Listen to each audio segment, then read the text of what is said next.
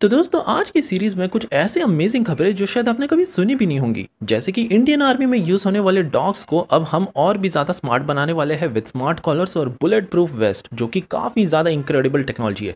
पूरी जानकारी मैं आपको आगे इस वीडियो में दूंगा। इंडियन आर्मी में एक बहुत बड़ी T-90 टैंक्स की भी फ्लीट मौजूद है और अब हम इन सभी में जो एंटी एयरक्राफ्ट गन लगी थी ना, इसको रिप्लेस कर देंगे with it's more powerful anti drone gun, जो कि पूरी तरह से ऑटोनोमस होगी। इसके बारे में मैं आपको आगे इस वीडियो में बताऊंगा। आगे देखेंगे कि कैसे भारत अब nuclear capable air launched missile capability पर काम कर रहा है, जिससे चीन और पाकिस्तान ये दोनों ही शौक रह गए हैं। फिर पाकिस्तान की तरफ से भी एक बड़ी अपडेट आई है। अब ये टियर लेवल पर अपनी एयरफोर्स बना रहे हैं और इससे भारत को एक बड़ा बेनिफिट हो सकता है। आगे देखेंगे कि कैसे भारत ने जो 2014-15 में अमेरिकन कंपनी बोइंग से अपाचे हेलीकॉप्टर खरीदे थे, तो इनमें इनकी ही मिसाइलें लगी थी, लेकिन अब भारत ने खुद ही अपनी देसी मिसाइलें बना दी और अब हमको अमेरिका को बोलना पड़ेगा कि आप बंद करो, हमारी मिसाइलें लगाने में मदद करो। देखने लायक होगा कि कैसे इस पर अमेरिका रिएक्ट करता है। और फाइनली जानेंगे कि कैसे L&T अब प्रपोज कर रही है भारतीय सरकार को कि हम 110 किलो न्यूटन वाले इंजन पर काम कर सकते हैं, लेकिन अब सरकार को यहाँ पर मेरिट पर ज़्यादा फोकस करना चाहिए रादर देन कॉस्ट। ये उन्होंने साफ साफ कह दिया है। सो काफ़ी इंटरेस्टिंग आज की सीरीज होगी, इसलिए प्लीज आप एंड तक देखिएगा। बिना वक्त गवाए बढ़ते हमारी पहली खबर की तरफ से, जो इंडियन आर्मी के डॉग्स की फ्लीट की तरफ से आ रही है। आपको पता ही होगा कि इंडियन आर्मी में कैनाइन वॉरियर्स का एक बहुत बड़ा रोल है, स्पेशली काउंटर टेररिज्म ऑपरेशन और डिजास्टर रिलीफ मिशन में। ये जो डॉग्स है ना, इनको काफ़ी अमेजिंग ढंग से ट्रेन किया जाता है ताकि किसी भी मिशन को ये अंजाम दे सके। और इसमें जर्मन शेफर्ड से लेके लैब्राडोर जैसी ऐसी कई तमाम ब्रीड्स मौजूद हैं, जो पेट्रोलिंग से लेके explosive detection, search and rescue operation, threats को न्यूट्रलाइज करना, ये सारा कुछ कर सकते हैं। इनफैक्ट कई सिनेरियो में तो इंडियन आर्मी के जवानों की भी इन्होंने जान बचाई है अपने आप को कुर्बान करके। लेकिन अब इनको एक light weight modular bullet proof waste हम मैंडेटरी ही कर देंगे, जो 3 से 4 केजी का है, ज़्यादा हैवी भी नहीं होगा, जो पूरी तरह से प्रैक्टिकल सॉल्यूशन है। और दूसरा, एक स्मार्ट कॉलर की टेक्नोलॉजी अब हमने निजात दी है। बेसिकली ये एक ऐसा कॉलर सिस्टम है जो हमारे डॉग्स की कंडीशन को हमेशा एवरी सिंगल सेकेंड मॉनिटर करता रहेगा। और कई तमाम अत्याधुनिक सेंसर्स लगा दिए गए हैं। जब हमारे डॉग्स एक्सट्रीम कंडीशंस पर जाते हैं तो इनको heat stress, fatigue, respiratory issues, cardiac strains, ये सारा डिटेक्ट कर पाने के लिए हमको मदद मिलेगी। और ये एक काफ़ी कमाल की टेक्नोलॉजी है, वरना अभी तक हमें जवानों के एक्सपर्टीज़ पर ही निर्भर रहना पड़ता था। अगर एक्सप्लोसिव्स को डिटेक्ट करना है तो डॉग से ज़्यादा बेस्ट और कोई ये जॉब परफॉर्म भी नहीं कर पाता। और कैमरास की भी बात करें तो इन पर अब हमने कैमरा भी फिट कर दिया है, so that real time tactical intelligence हमारे जवानों तक पहुँचता रहे, स्पेशली डिजास्टर वाले सिनेरियोज जहां हमारे जवानों का जाना बहुत ज़्यादा रिस्की है। सो इतनी ज़्यादा कमाल की टेक्नोलॉजीज हम डॉग्स में भी अब लैस कर रहे हैं। वैसे तो आने वाले समय में रोबोटिक डॉग्स की भी भारत अब जल्दी एक फ्लीट बनाने वाला है। हमारी अगली खबर इंडियन आर्मी की तरफ से आ रही है। अब भारत के पास जो भी T-90 टैंक्स पड़े थे ना, इसमें एंटी एयरक्राफ्ट गन्स लगाई गई थी, लेकिन अब सबसे ज़्यादा डर हमको है ड्रोन्स के ऊपर से। तो इसीलिए अब प्लान किया जा रहा है कि प्राइवेट सेक्टर की कंपनियों को अब हम अप्रोच करेंगे, इनको कहेंगे कि आप अपनी एडवांस टेक्नोलॉजीज का यूज़ करके इसमें autonomous anti drone guns fit कर दीजिए। बेसिकली इसमें बहुत ही ज़्यादा पावरफुल सेंसर्स लगे होंगे जो 360 डिग्री ऑटोनमस डिटेक्शन करते रहेंगे, और ये DRI टेक्नोलॉजी से लैस होगा। That means detection, recognisation and identification. जैसे ये कोई भी टारगेट को डिटेक्ट करता है, तुरंत हमारे ड्राइवर को ये सिग्नल पहुंचा देगा और उस हिसाब से फिर हमारा ये जवान डिसाइड कर सकता है कि इसको मार गिराना है या फिर छोड़ देना है। साथ ही में इसमें कई तमाम रॉबस्ट मशीन लर्निंग से भी इसको ट्रेन किया गया है, सो दैट ये फ्रेंडली टैंक्स और फ्रेंडली एयरक्राफ्ट्स को भी पहचान सके। करेंटली रेंज इसकी है 3000 मीटर्स की, ऑलमोस्ट 3 किलोमीटर्स की। वैसे अभी तक इसके कॉस्ट की बात नहीं की गई है, लेकिन बताया जा रहा है कि ये इंडियन आर्मी के टैंक फ्लीट्स में 4 चांद लगा सकता है। हमारी अगली खबर आ रही है इंडियन एयरफोर्स कैसे nuclear capable air launch missile पर काम कर रही है।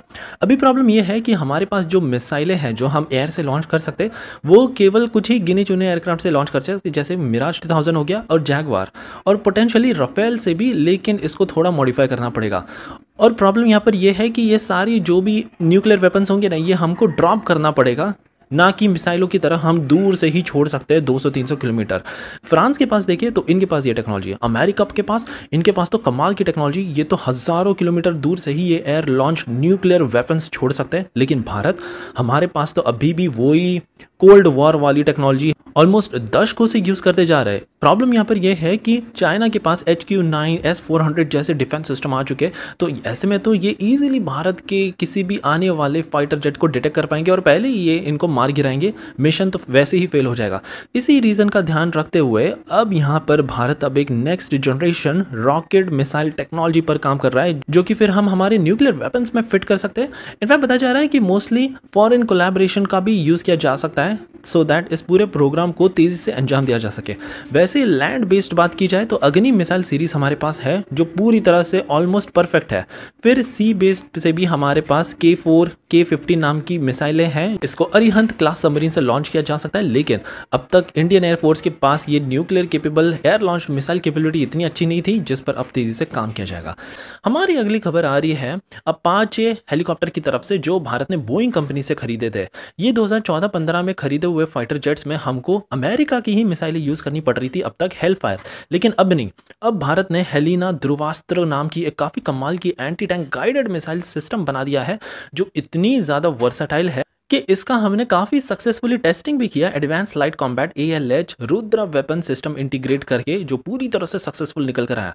तो आने वाले समय में सबसे पहले तो LCH प्रचंड में हम इसको डाल देंगे। बस कुछ ही अब कपल ऑफ मंथ्स के भीतर ये सारा कुछ प्रोजेक्ट कंप्लीट हो जाएगा, और फिर प्लान है कि क्यों ना हमारे पास जो अपाचे हेलीकॉप्टर है इसमें भी यूज़ करने लग जाए और अमेरिका से खरीदने वाले ये सारे मिसाइलों को बंद कर दे, सो दैट हमारे हज़ारों करोड़ों रुपए भी बच सकते हैं। देखने लायक होगा कि क्या अमेरिका भारत की ये डिमांड को स्वीकार करता है और कैसे मॉडिफिकेशन करके भारत अपनी मिसाइल को फिट करता है इनसे खरीदे हुए अपाचे हेलीकॉप्टर्स में। फाइनली हमारी आखिरी खबर L&T की तरफ से आ रही है।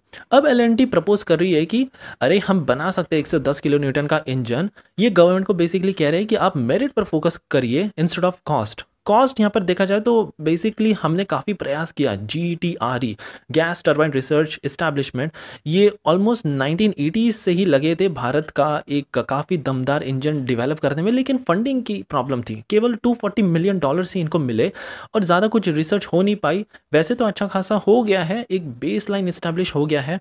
सफिशियंट पावर नहीं हम जनरेट कर पाए, 90 किलो न्यूटन का टारगेट था, लेकिन 75 to 18 किलो न्यूटन का ही थ्रस्ट हम पैदा करने वाला इंजन बना पाए, जो हम हमारे UAVs में यूज़ करेंगे। लेकिन अब L&T ने कहा है कि अब टाइम आ चुका है जब भारत को मल्टीपल प्राइवेट सेक्टर वाली कंपनीज और साथ में फॉरेन कंपनी को भी लाना चाहिए, सो दैट हम एक नेक्स्ट जनरेशन इंजन भारत में ही डिज़ाइन कर सके। और सरकार को यहाँ पर मेरिट पर फोकस करना चाहिए, ना ही कॉस्ट पर। वैसे तो इन्होंने फंडिंग की भी डिमांड की है, $2 से $3 बिलियन की हमको एडिशनल फंडिंग चाहिए होगी आने वाले 10 से 15 साल में, सो दैट जो क्रिटिकल टेक्नोलॉजी है ना, जैसे crystal blade, thermal barrier coating, efficient afterburners, इनको हम डेवलप कर सके। वैसे तो ऑलरेडी इसकी काफ़ी कुछ टेक्नोलॉजी भारत ने डेवलप की है, जो इतनी एफिशिएंट तो नहीं है, लेकिन एटलीस्ट हमारे पास एक बेस लाइन है। इसके ऊपर से ही भारत नेक्स्ट जनरेशन इंजन को डिज़ाइन कर सकता है। वैसे तो DRDO भी बातचीत में है ग्लोबल OEMs जैसे रोल्स रॉयस और कई तमाम कंपनीज 2035 तक प्रोटोटाइप सारा कुछ डेवलप करके फिर आने वाले अगले 2 से 3 साल बाद इसका मैन्युफैक्चरिंग भी स्टार्ट कर दिया जाएगा, जो कि AMCA की टाइमलाइन से भी मैच करता है। सो अब देखने लायक होगा कि भारतीय सरकार L&T की ये डिमांड को कैसे देखती है। सो ये थी हमारी आज की धमाकेदार न्यू सीरीज। होप आपको आज की सीरीज पसंद आई हो, और एज यूजुअल प्लीज़ एक लाइक करना मत भूलिएगा, ऐसा ही कमाल का सपोर्ट दिखाने के लिए।